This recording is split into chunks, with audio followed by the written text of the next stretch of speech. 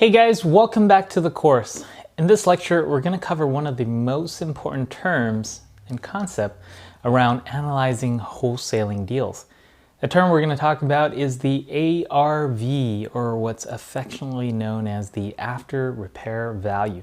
Now you can think of this as the price that a home buyer is willing to buy a house for in the open market. So we have a sample property and a flip investor bought it and has gone in and done all of the rehab work.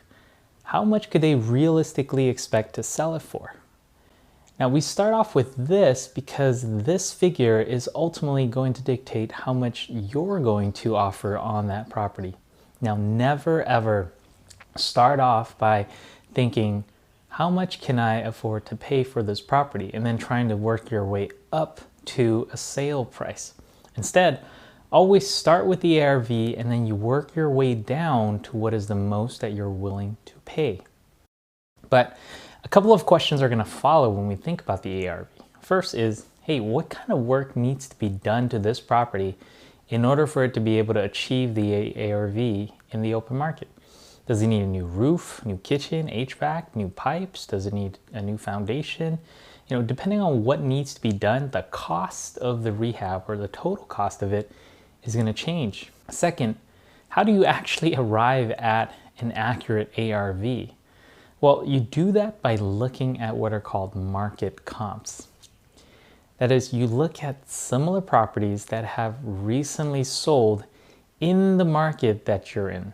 So if you're looking at a 2-bedroom, 1-bath house as a target property, you wouldn't be comparing it to a 5-bedroom, 3-bath mansion that is in a different city. It wouldn't make sense. So you want to compare similar properties that have recently sold that are close to your target property, as close as possible, right?